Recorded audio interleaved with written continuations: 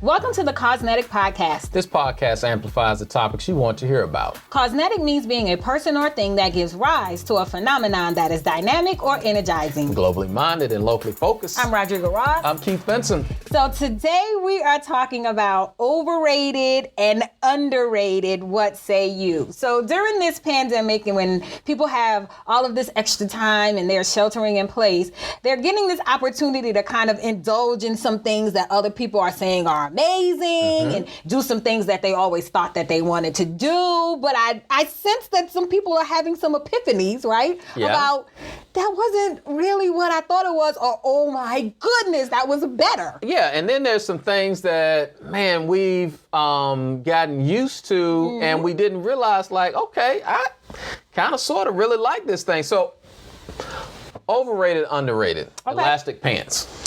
Elastic pants. So my pre-COVID answer would be like, they are so overrated. But my post-COVID answer is they are so underrated. They are giving me life right now. Elastic pants have been the lifesaver. Yes. Because now that we open up a couple of our doors, and we see. Elastic pants are what social distancing is all about. Because that's what my buttons did. That's why I got on elastic. My buttons, when I came back here over the last few days, like, hey, you didn't social distance. You didn't enough. social distance. So overrated, underrated, room temperature water. So it is very overrated because when I got to Texas some years ago and folks started serving me, I would ask for water and then they would give me water out of just room. Can I get some ice cube? Because there's a certain way that you have to have cold water. And my way is you have to put all the ice in there first, fill the ice all the way up to the top. Right. And then when you pour the water, bottled water in, you pour it along the side so that the ice will not melt. Right. And that way, when you pour all the water in there and it rises to the top, when you take your first sip, it is nice and cold. And then there has to be an additional glass of ice. Just so when the other ice melts down a little bit, you can add on to it. Because the ice to water ratio was going to change during the sipping experience. Correct. So room temperature water is overrated. Oh, gosh. All right. Overrated, underrated. Video conference calls. Video conference calls. I would tell you 2 months ago, prior to 2 months ago, I participated on a lot of conference calls. And like, that was nice and cute. And at that time, it was very underrated. Yeah.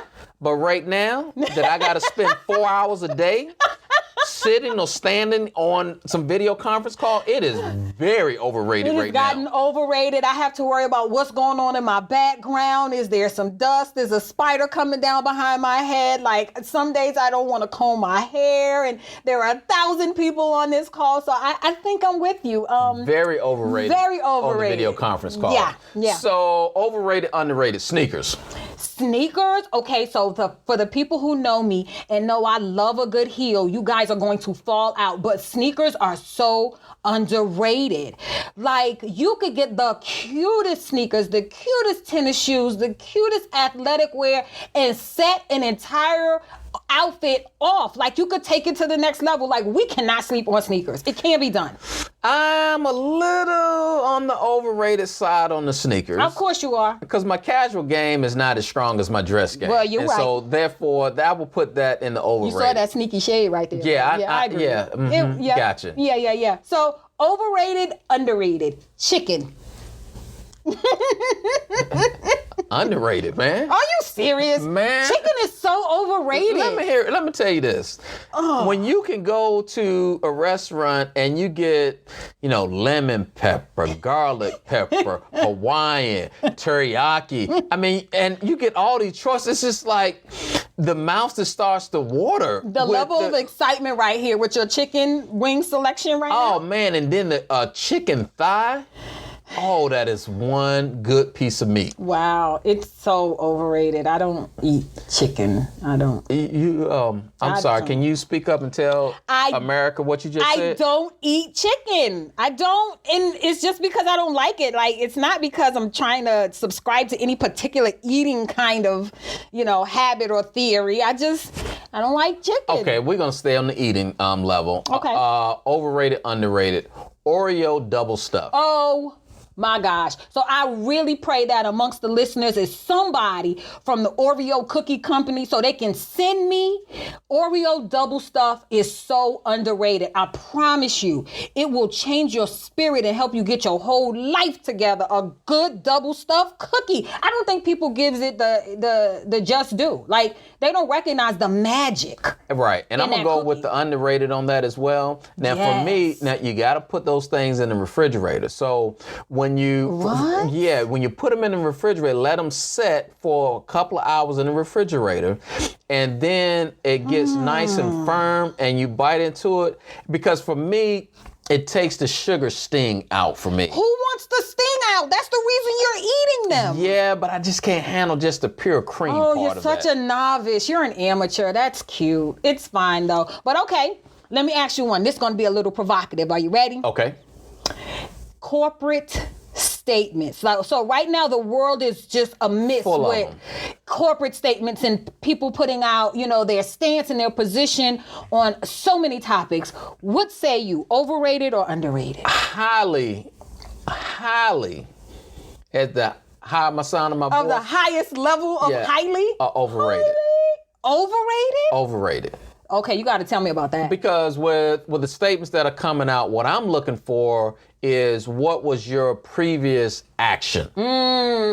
Yeah. Because the right thing to do is that I want to brand myself as this. Right. And so therefore, when you put a statement out, one, I think it becomes more credible if you have some previous action. Now, I'm going to give you the benefit of the doubt. If you put out a statement, now it is, what is your action going to be? Moving forward, and then what would help me in terms of when you put out your statement is that we will do this. Great, I know that you stand against this, but now what will you do differently as a result of this? Yeah, turning those statements into verbs, right? Like, how will you be better? Okay, right. When you put it like that, because we almost had some words just now when you said that was overrated. Okay, so overrated, underrated. Okay. System solutions.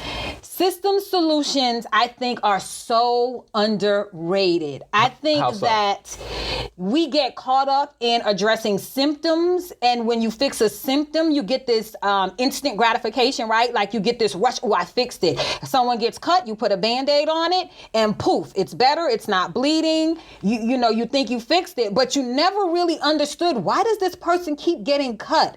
And you don't do the deeper work, and you don't figure out why, and sometimes grapple with the fact maybe you're doing something that keeps this person, getting cut, but you'll be the first one to give them a Band-Aid. Like, I really think that folks need to pay more attention to systems and not only focus on the symptoms. Because it'll get to the root of the problem. Right. So you can put out this statement as we just discussed, right? But now I want to know, what are you going to change about the system that we're in? How are your systems going to be different? Okay. Overrated or underrated? Red velvet cake.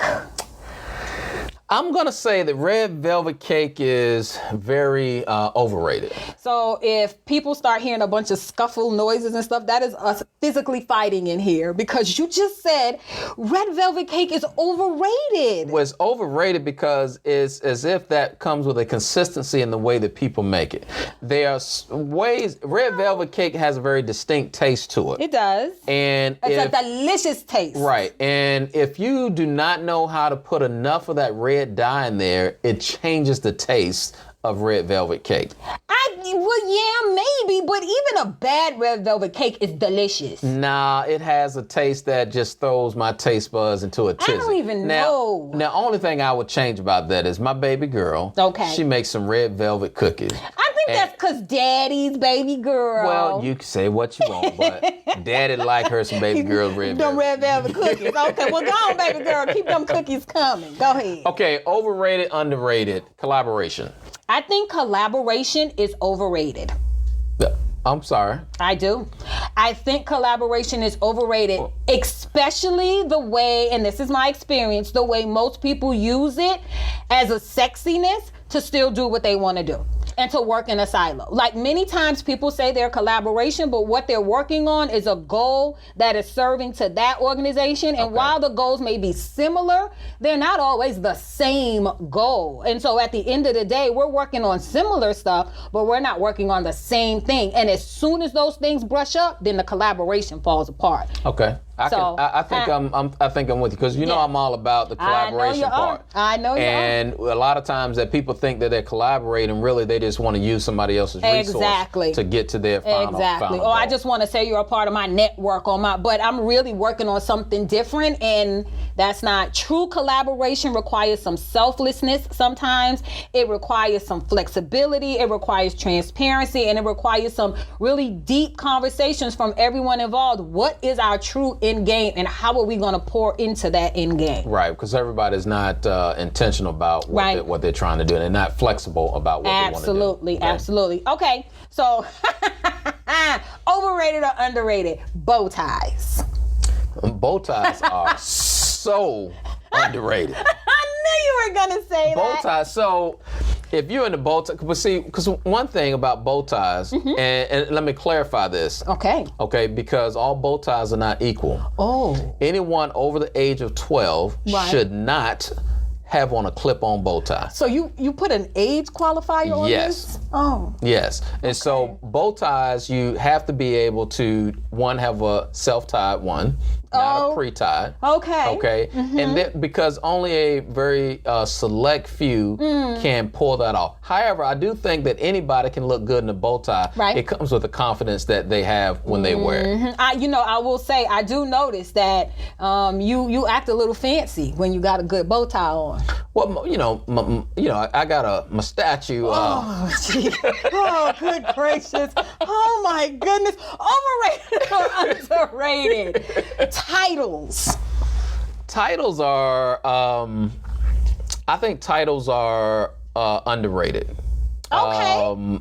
And here's what I'm sorry. Let me change that. I'm going to say titles are overrated. Okay. Titles are overrated because they're good for the piece of paper. They're good for when you look at somebody's picture to find out what their role is.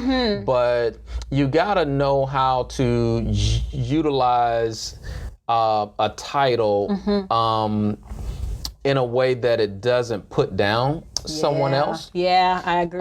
And so, yes, you are the CEO. Okay.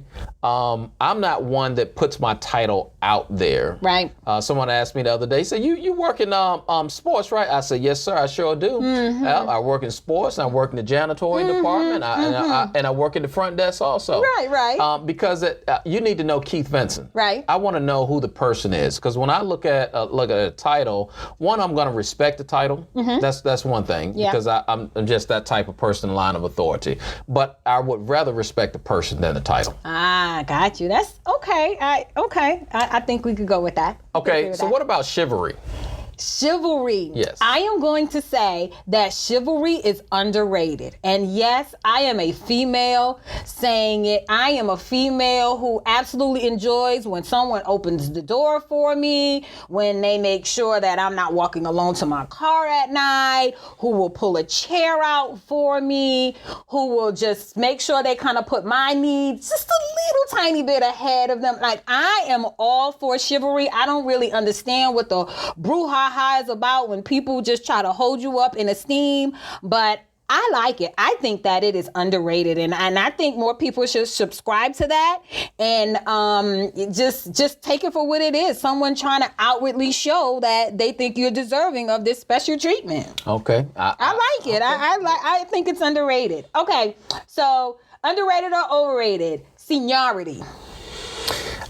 Seniority is overrated because of your tenure. Yeah. Doesn't mean that you get the next spot in line. Like, you could have just managed to stay under the radar, but you really suck, huh? Right. You just stayed there a long time. Because the day and time that you work at a organization or company or wherever for 20 years, and then you get the promotion, those days are long gone. Yeah. Because a lot of young people that are coming out of college, our millennials right now, they stand on the job 2 years and they're on to the next thing. Yeah. And then some of them come out with these groundbreaking ideas that like, bam, that is an amazing idea. It's so what? It came out of the mind of a 22-year-old. Like, that's a moneymaker right there. And right now we're failing our young people and our millennials who are coming in is that we're putting those great ideas to the side because maybe they don't have all what it takes to maybe see it through the end. Yeah. But some ways we got to be able to build them up to keep those fresh, engaging ideas around so that we can grow our organizations in a much different way than we are doing right now. Yeah. And so what about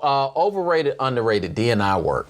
Oh, that's a good one. I think that historically, the work itself has been underrated, but right now, I think the quote unquote D&I is overrated. I think that people are having a knee-jerk reaction and they're just throwing folks into spaces without really robust plans. They're not doing the systems work. They're just trying to create this title, right? Mm-hmm. And this thing to kind of validate them with certain populations. And, I'm not sure. I'm nervous that when someone comes and tells you that they're the D&I person for XYZ organization and that role never existed before, whatever, sometimes people just kind of pause and be like, well, why are you there? And what are you going to do? And how are you going to be different? Because everyone seems to be kind of moving it. So I don't know. Right now, I just feel like that knee-jerk, title thing is overrated. Yeah, and I think D&I work is overrated from the perspective of that when we begin to talk about what we're going to do in these spaces or what needs to happen in these spaces, my thing personally is that I want to know what you, the individual, what is your heart like? Is there really a heart? Is your heart really into this whole D&I work that we're about to do? Because you can't be one way at work as it relates to dealing with issues and then another way at home. Yeah. And if you don't bring that same type of mindset into this in this workspace around the D&I work, I just think it's hard to kind of coexist. You're one way at home and then you're one way at work. Yeah, I just think you got to bring authenticity. you got to be true to who you are. Yeah. So I mean, this a lot of different things we've talked about, overrated, underrated, great dialogue that goes on with that. Go back and kind of make your own list and kind of decide what's overrated and underrated for you. Yeah, thank you for listening to Cosmetic, where our conversations are globally minded and locally focused. We would love to hear from you. Give us some feedback on what you think is overrated and underrated these days. And check us out at ymcadallas.org/cosmetic. And as always, stay dynamic, stay energized, stay cosmetic.